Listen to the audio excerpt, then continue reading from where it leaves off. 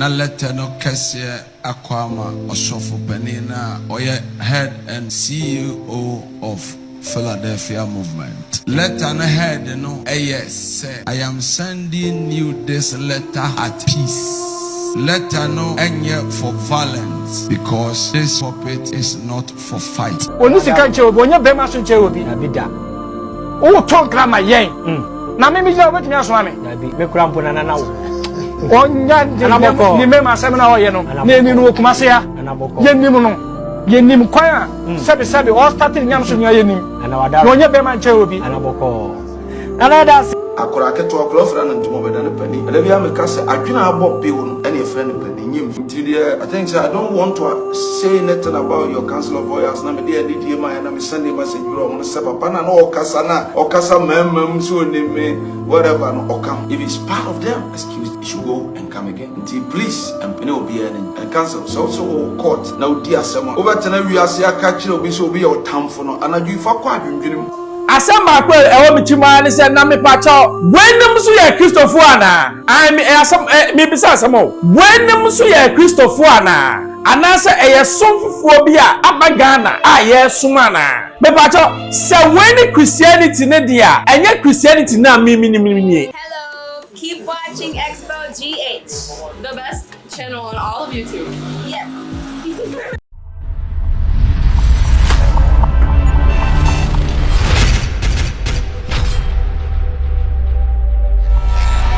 Hello, hi, Xposed GH, baby, I will be able to check a CN ML. Pacho, you're from Bruce, also subscribe, me the tumpa now, sir. I can be Adom Kyei, Philadelphia, and the Reverend Obofourr, they are in the news again. Now, where the Miakasamente in Topanase, Sir Obi Eka said, enough of the violence, enough of the insults. Yen yina sabi ye belong to nyame baako dia. I choose my words carefully. Se nyame baako ni etu yen yina ye som ne dia. Na hu hia se me no beko. Eyen krato a Reverend Obofourr de ma Philadelphia for. Ye kwotie enkwama nemra. And I may send a letter. Ako asoria a friend of Believers Worship Center. So for penino ye Osofo Stephen Adom Kyei dia.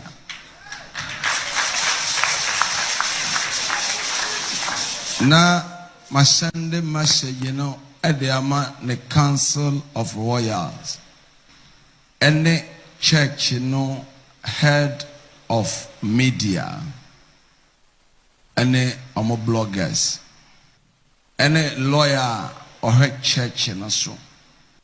Na letter no kese akwama osofo panina oye head and CEO of Philadelphia movement.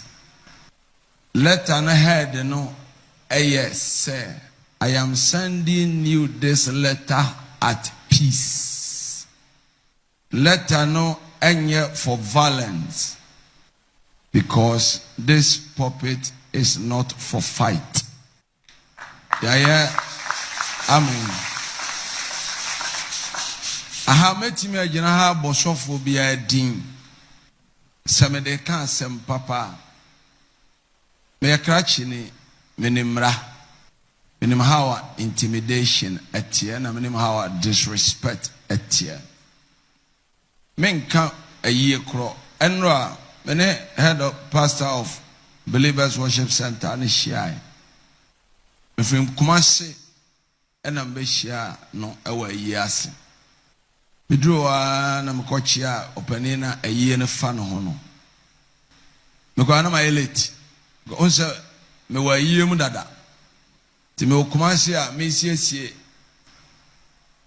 atoto ne ma ade ahwe me maame ayi no because eyi kase jida bia me gina wiemo me ne mesinfo na carpenterfo pese enimonyam kase ayeden amen me kai se me was say na homa chi and I'm go for plane because sao penye na ye na mama bia enye ye and I'm chia openye no na aya chip ye ɛna mekɔ tenas bido a na mechia asɔfo mpanyimfo Dr. Lawrence Tete ɛna asɔfo aka no ɛna metenas di metenas wie no metwa mani na mu sɛ sɛ sɛ yɛte days no so di metwa na oh sɛ na asɔfo Adom Kyei do atea di Atrans ya about 4 hours. So let's say 2 hours.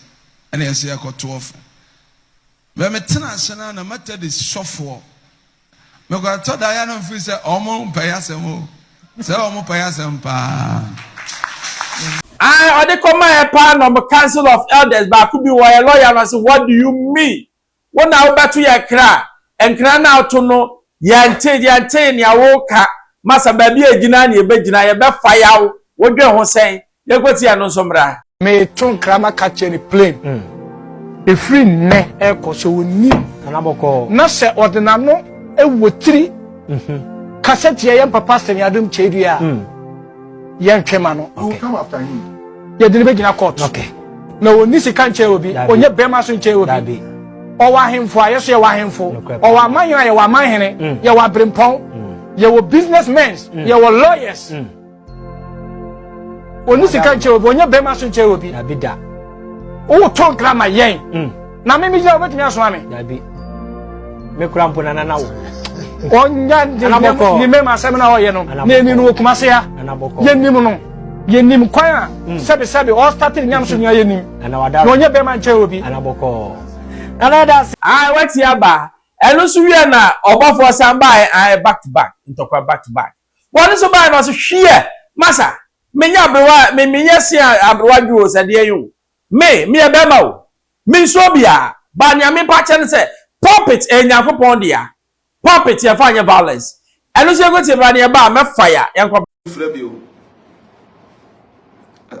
antoma akora keto akora fra na ntoma beda ne pani ada bia me ka se adwena abo be wo no ene e fra ne pani nyemfie ntide I think so, I don't want to say nothing about your council of lawyers. Na me dey need you man na me send a message bro. Mo say papa na no okasa mem so ni whatever no okam. If it's part of them, excuse me, you should go and come again. Until please and please. We know be any talk, as I've said. And council so also court. Now dear someone. Over tena we are say aka kire obi so obi your tamfo no anaju fa kwa adwendwenem esuande o and we know what we are talking about. Nobody is my enemy in this country. Kobi mama video we now obi anya metamfo but so obi hia obi na sa won kasa na won obi kasa no de. That's my opinion. And it's me chro letter bra na sen ka me chia sofo so asa nyankopon gofo me ye late ti me hia na ka me chia no be ye kwa tu ofre no sofo so hu me se me fum kum ya se ni se sofo adu nche du asofo mu dwa se o de fa se me kwa ya ma nchia no se de wo ka se wanyini chia me no ade no no so me ma ye wronga ono so right o da fa ne se me kwa no cancel o so mission o se ma nchia enti me wo de me ma anyanya me so adwuma ti ade na wo papa so de wono so anchia me na nka me ma ni ngu nti enna ne asano ma ne me say ye ku e bibi ne nkoye e na wo se communication no next time me send ne be na so fu o lawyer me busi asemo obi a me ho Obofourr hye omu wa bra me ka asem pakora a kire wo na me soma me ho nipa na ba wo asa ga ba me yabo no of course.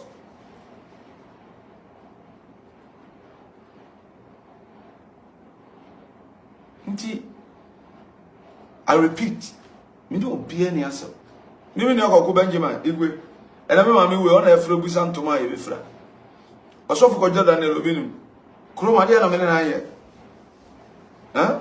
And so ye ba me ni gina also for me.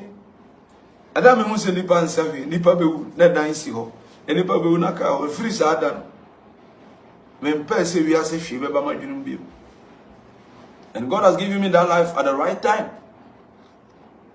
Man discredit me discredit you be. Paul say me ma dey atwam ni twam. Na wan kasa me nua Steve. Obi say enka yo me nua in Christ. Da bi oka. To ayem djuma. Wa wote wona Stephen say ensema wo waka fa me ho mere bi atwam. Ene de e point 31st brother here Stephen. And I'm saying, so. Sanka, one moment to walk court and come in the court first. But yes, I knew you as a phone. You are saying, woman, you are so king kai.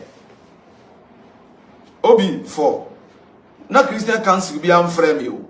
Obi for so I saw come and summer. Ona grantee will be interview. Send me, Obi me know. Obofourr sunim.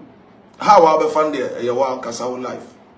Who grantee will be interview program so say Christian Council for frame. Enu na enu na cho let every Christian Council the brand. But who can say Obofourr no Christian Council for frame. Asema kwa ewo michima ni se na me pacho. Wenum so ya Christopher ana. I me asem me bisa asemo.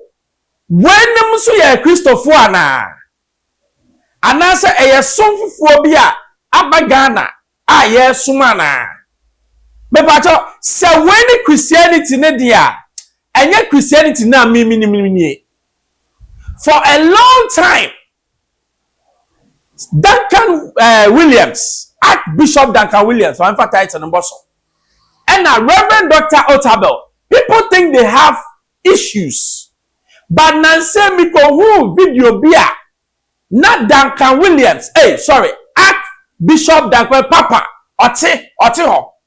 And Reverend Dr. Otabel by Obai no chia na me kwa me do on so betwam wancam onu no born in same say na danka so we ya bad pa na we so ya bad pa and I'm say mo hwe se ne eye fe se anuanem ni anuanem omode odo abom eno ne fe no Christianity uza me kan ma fe ma no I Bible yesu na ye di na chi no say obi bo waso dare ama no na den no o hwe ne course wo eyi o IGP new IGP ni maami o sade ya se a won kosi aye na sabe Adom Kyei papa panimu wote ho na akolanko no afu mu akoba se bra be chiame na we ni daha na we ni daha no me yoma from so me Christopher shame on you people, the two of you.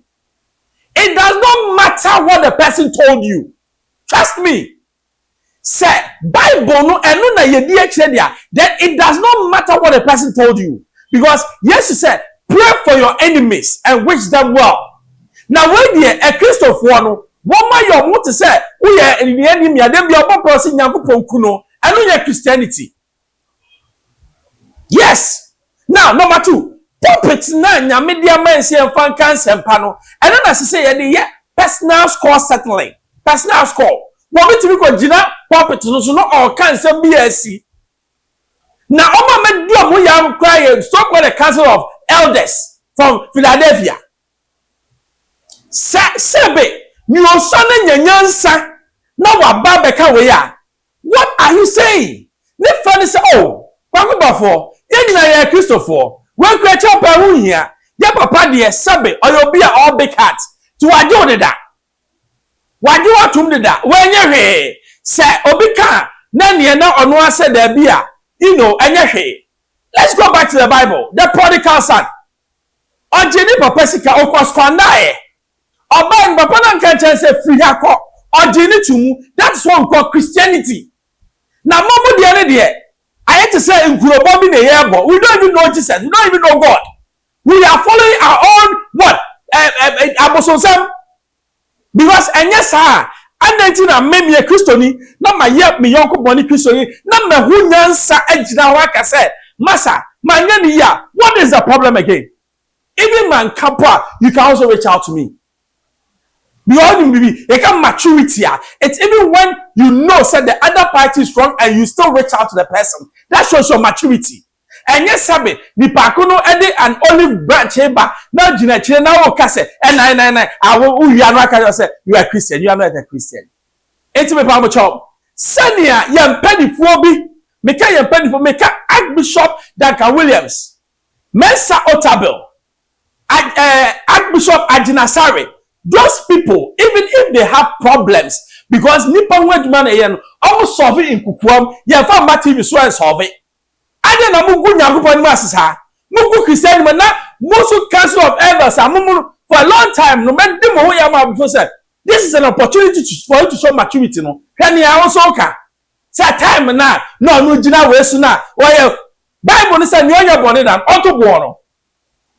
Samuse mo council for monya bone da Philadelphia monya bone da. Moto bone first. Asam na Yesu kan na faisi for no etimten enu bi na mo samoye no.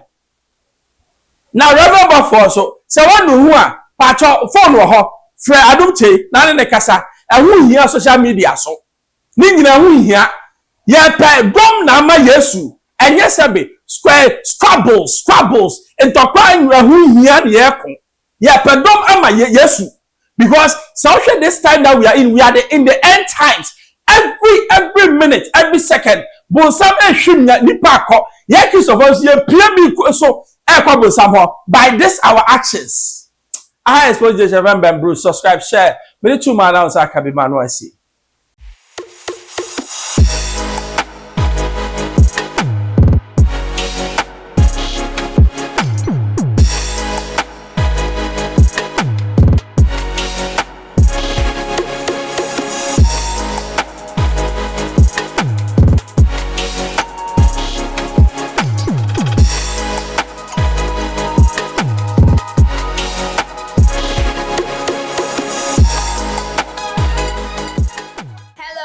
Keep watching Xposed GH, the best channel on all of YouTube. Yes.